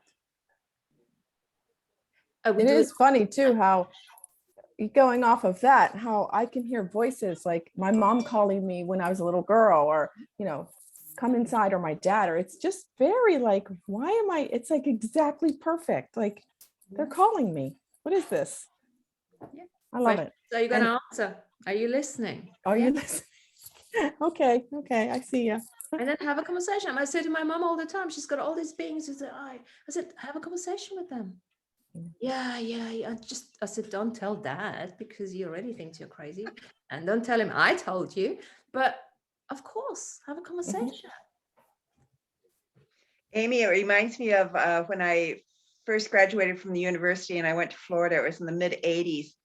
And it was funny. I was living in this little apartment, and there were, it's just 2 levels, just one little building. And I would go to bed at night and it was like, oh my goodness, are they watching the Johnny Carson show? Because it was like, when you would watch them, you'd hear the audiences laughing. And I actually got out of bed and I put my head down to the floor so I could listen through the floor, and I didn't hear anything. So I put it up against the one wall that went next door to the neighbor, and there wasn't anything there either. And I go, what in the world is going on? And then it happened again a few times, and then it was music. And I finally picked up that I was tapping into a whole different dimension, but it was so real. I mean, it was like the sound was right there, and it just not visible. So cool. I'm glad you brought that up. Yeah, no, I've just been lately, my mom's still alive too. And, it's just weird. It's like, she's calling me like for dinner, I don't know. It was fun. It was, and the manifestations things are happening. Like, Martina, all I have to do is like ask, like, okay, come on guys, I need to get this rental car, blah, blah, blah. Help me find a cheap one. And ta-da. Okay. It's just amazing. Just amazing. So there's one clearing I use, clearing or invocation sentence, just like Irina gave you something. I say, what energy, space, and consciousness can my avatar body be to bring it back into me? I'm the one who's manifesting it. What energy, space, and consciousness can my avatar body be to manifest with ease and grace? Something like that. And then you just let it go. Have your coffee, get started the morning, just like what I said. What energy can my avatar body be to create some, restoration of faith? Ta-da. That's a very big point, Martina. You just say it, you state it, you believe it, you let it go, you don't question it then after that. Yeah, no, you don't. And then the other thing is what we said earlier on, like Amy said, are you when the energy comes in, can you receive it? Can you receive it without having expected, assumed, opinionated something else? Don't. I never thought I'm going to find a bloody box of vegetables. Yeah, never. And I was lucky to actually make the connection. So this is the thing, because so many things are happening to us at the moment, and we just don't make the connection to the energy. We forget. And that's part of the fun we can look at the moment. So next time we come back onto the Zoom, I want every single one to tell us a story. What happened? What magical stuff did happen? What did you allow to happen? What did you acknowledge that it happened?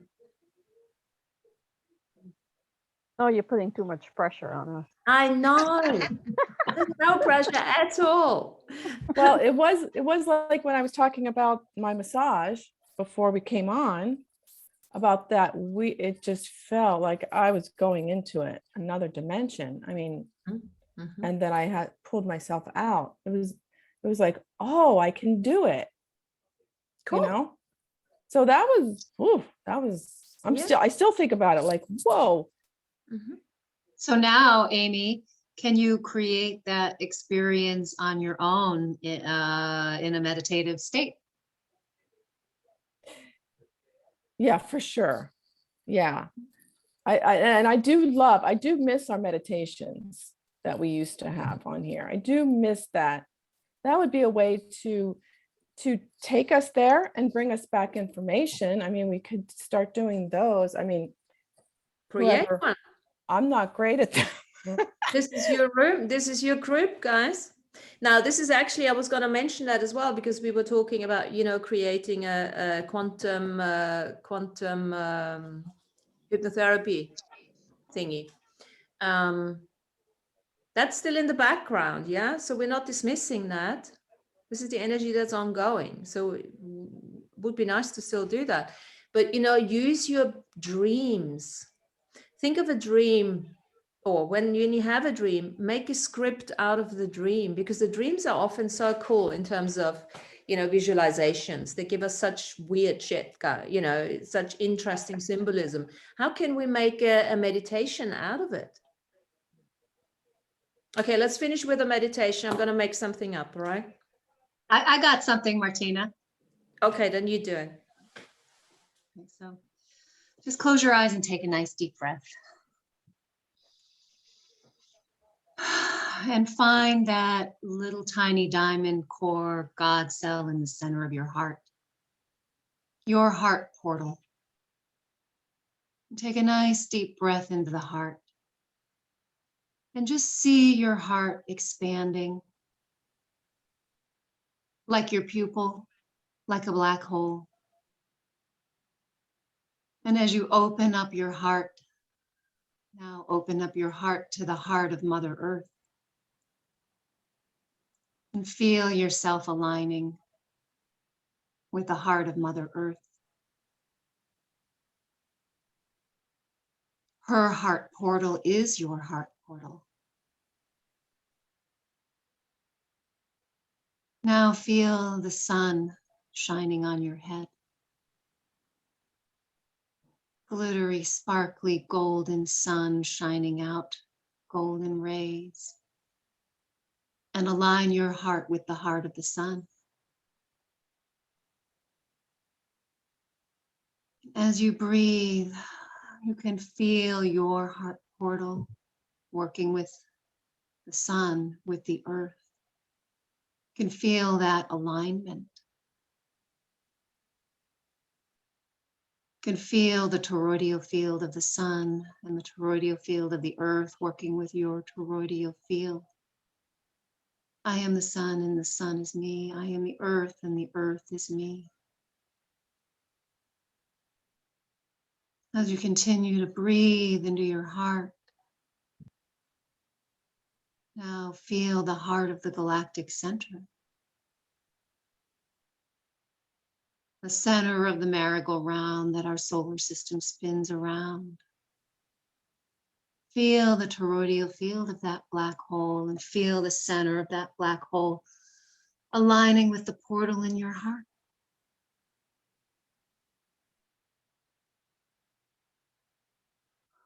And as you breathe deeply into your heart, begin to feel the oneness of the earth with the sun, with the galaxy.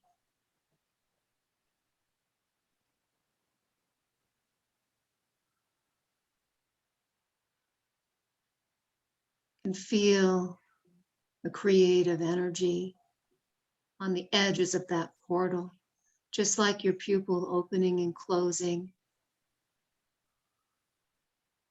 and the color in your iris as the electricity of life force that radiates out from your heart to create your reality.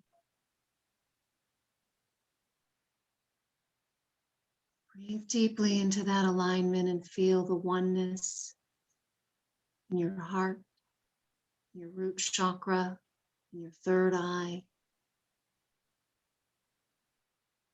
Feel the love that flows through that portal, grounding in your reality.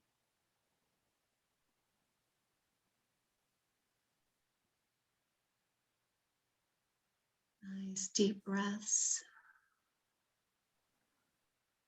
And as you feel the pulsing of life and energy, the magnetic and the electric working within you as a oneness, slowly come back to yourself now.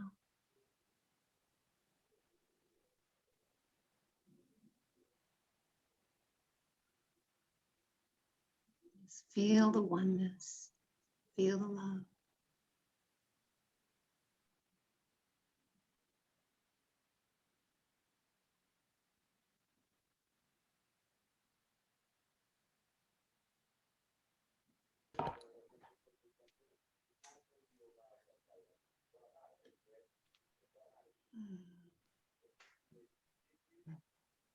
Beautiful. Marvelous. Thank you. Thank you, Tanya. Thank you. Thank you. So let's And yeah. talking about the music of the spheres and the planets holding our karma, you know, one of the things that Tom brought up earlier. That's a technique you can use to connect with all the planets in the solar system and the galaxy, all the planets in the photon belt. And that technique I've been playing with a lot in my meditations, and really bringing that sense of alignment and oneness. It brings you right there to that space, right? Just like when you're working on someone and they feel you in the room.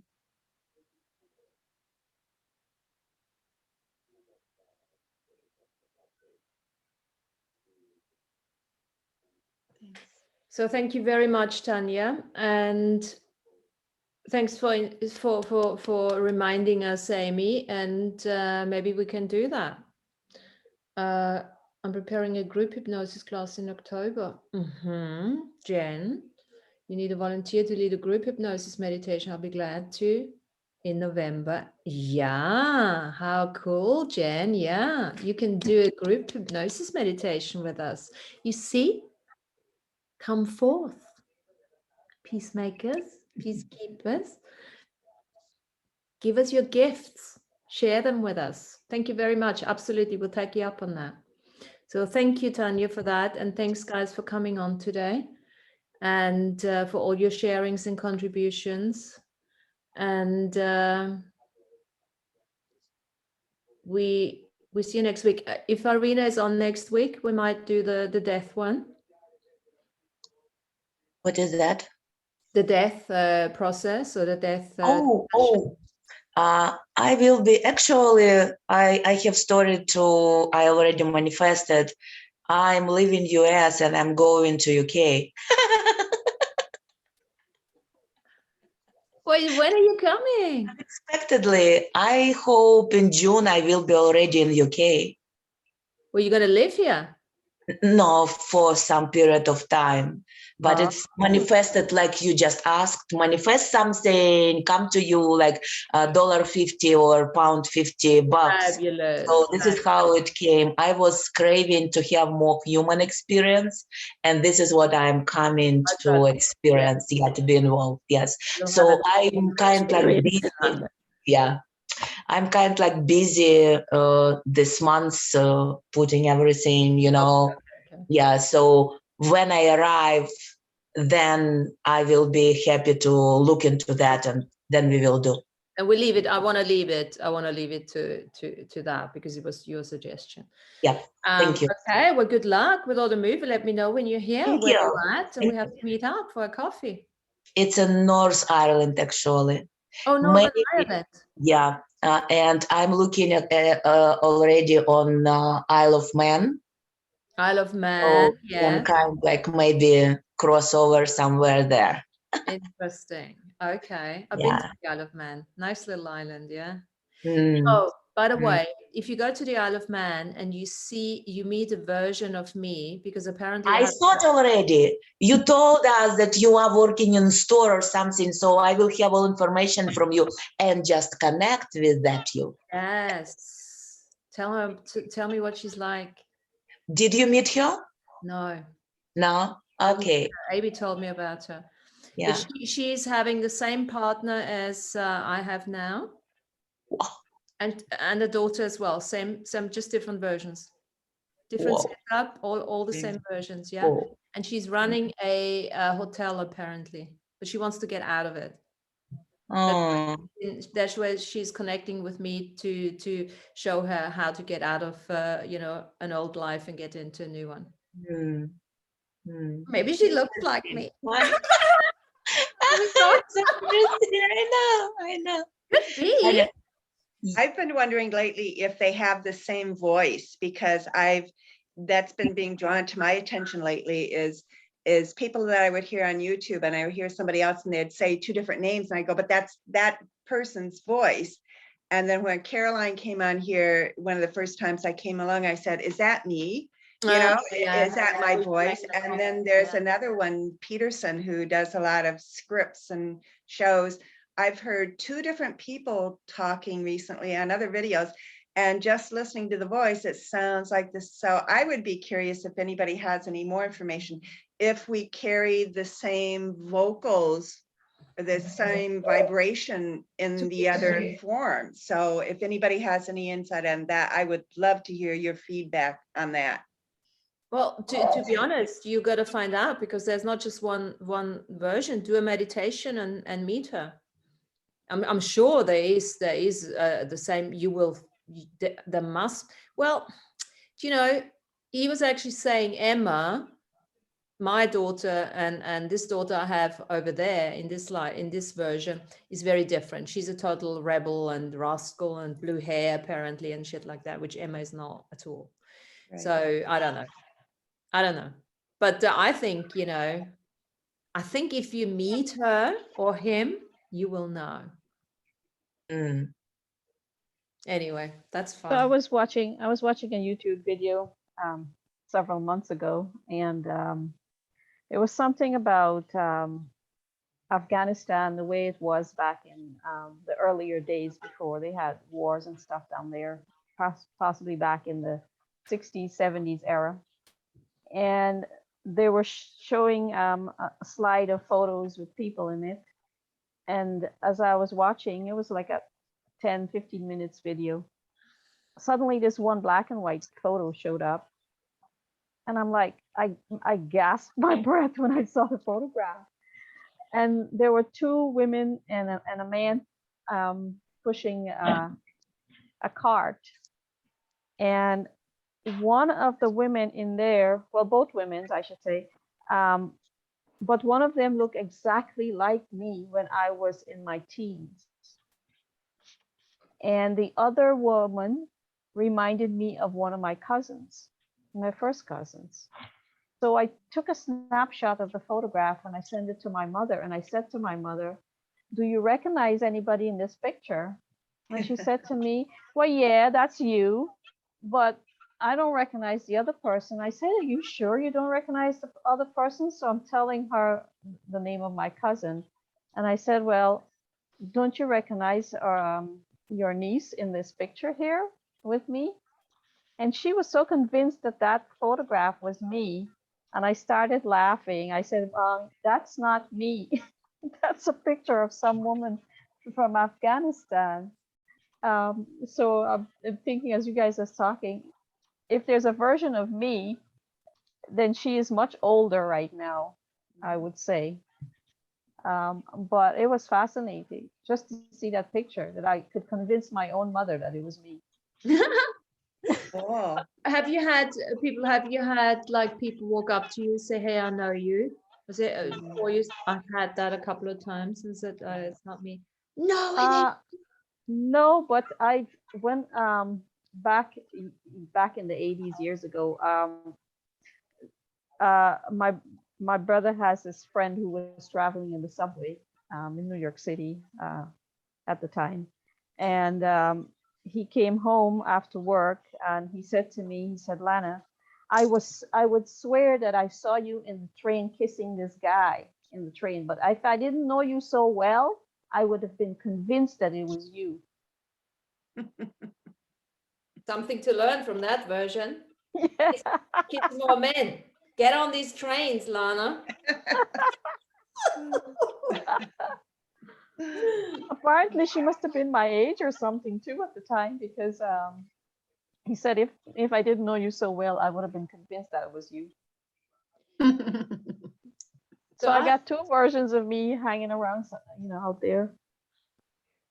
And I'm just wondering, Irina, you choosing to come to Ireland, because what I'm seeing at the moment, lots of people are drawn to go home to where they obviously had a significant lifetime where they're so, and it's almost like I've said a couple times now, they are being, the country is calling them back. This is exactly, it's Ireland calling me. This is how it And it's works. funny, it's Ireland is shouting out for their peeps to come home because it's the third one who has to go to Ireland. And every time I Really? get that sense, it's the country that's calling them back. And it wouldn't surprise me because think of it. Think of all the technology that is in Ireland. And if the planet is waking up now, it needs caliber people to help with that. And remember, Andrew told Ireland is a key. It's like last turn to unlock what is under, to activate all that present under inner earth, I mean, just to start that unpack. He said it's carriage, not carriage, some presence there that must be unlocked. Activate. And this is our ancestors, by the way.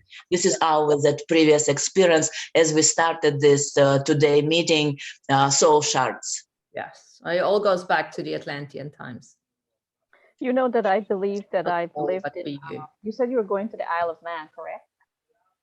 No, it's not exactly. I'm planning to go there. Okay. Because it's not. Man, you're not going to meet many people because it's a tiny, tiny little country. You know, I believe that I've lived in that area at one point in time.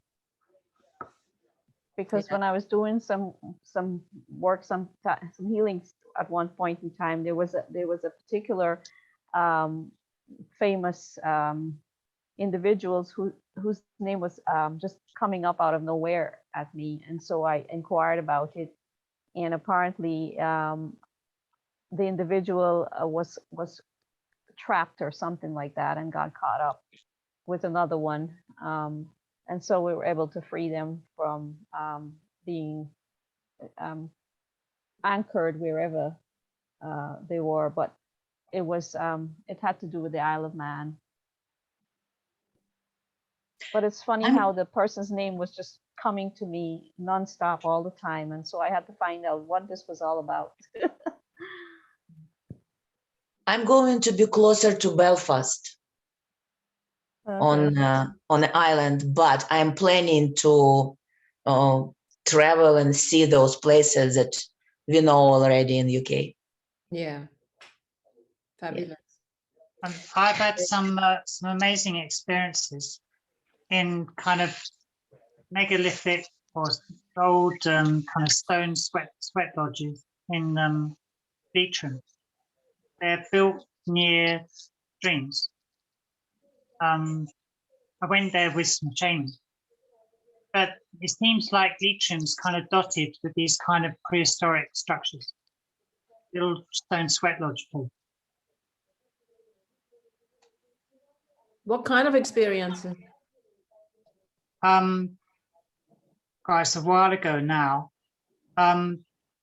just very strong energy. I think maybe again it's like elemental kind of. Yeah. Be aware of that. I think that the land is really calling us. Not everyone, but there's something to be completed. Yeah, since 2009, I've been led all over the country over here. I grew up in the Midwest, but I went to Florida and then went back up to the state I grew up in. And then I moved from to the north to the south. I went to Arizona, back to Florida on the other side of the state that I had lived. And now I'm up on the East Coast. So I have, you know, and each one was kind of like this inspiration or this drive or this force that said, go, you know, and so, and each one, you know, so Irina, I totally understand and I get it because, you know, at the first one I got on Facebook, it seemed like everybody I was communicating was from Australia. And I was laughing a few months ago thinking how many of you are in the UK now or connected to the UK or the islands up in that part of the world. So, and with this now, I'm thinking, should I be moving to a new location from where I am right now? So this is perfect conversation for me, guys. Thanks. Fabulous. Exciting. Tanya, did you show some crystal? Yeah. Show Yeah. it. Oh, This, that's a big man. It's beautiful. Wow. Quartz. Is it One. connected to this? Is it connected to this calling thing, traveling thing? this one is like a broadcaster. Mm. So as I'm sitting in my portal to the center of the galaxy here with the giant crystal underneath that holds the energetic space of my grid. And this one sort of like broadcasts pulses and codes like out from this particular portal. Yeah. This one though is connected to travel. This one which is showed. what I was saying before. Oh, whew. To Yeah. Ireland, yes? Connected to Ireland, you said? Well, I think it's connected into the Atlantic and the way that the Atlantic Rift and the way that it comes like through the Mediterranean into the East Coast. Mm.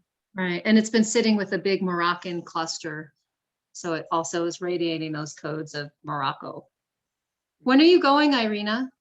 End of beginning of June, I believe. So I'm going to be in Iceland in the Wow. middle of June, right before the summer solstice. Mhm. And you feel like, with the same thing going on with Iceland that's going on with Ireland, there's things that are coming up to the surface to help awaken people, things that need to be healed from that Atlantic rift that was caused during the fall of Atlantis. Name of Morocco, name of Iceland, it's here as well for me for long, long time. Yeah, Long time. I agree there. All of them are connected as very, the word for me is sacred, very ancient, very, so that's, There's wow. a- I'm like flabbergasted, guys. Sorry. Let me know when you go to Iceland, Arena. We can go together. It's Tanya. It's Tanya. Tanya. Iceland, it's Tanya. Tanya, you're going to Iceland. Mhm. Okay, let me know. Yeah, I'm going, I'll be there the 14th through the 19th. So not long, Oh. but Already. You Yeah. booked of June. June. Mhm, mhm. Okay. I like it. Mix it all up. Mix it up. I feel privileged to be with all these world trekkers, man. Wow. I'm just gonna give you a little lava heart. Oh, Lord. Yeah. Because Oh. this is love, That's just cute. love and appreciation for all y'all. Thank you. Oh, yeah. Yay, you too. Thank Thank you. Much gratitude, man. Much gratitude. Yeah, fabulous. Oh, Ah, God. look at that one. Sedona. That's a big one. Oh, God. Oh, Oh. where's mine? I don't have it here. I'll show you next Yeah. time. Fabulous. Ah. Okay, guys. Thanks I'll very show you much. this Hey, we'll see you Thanks, next week. Thank you, everyone. Bye. Thank you. Thank you. Bye-bye. See you Bye-bye. next time. Bye. Okay.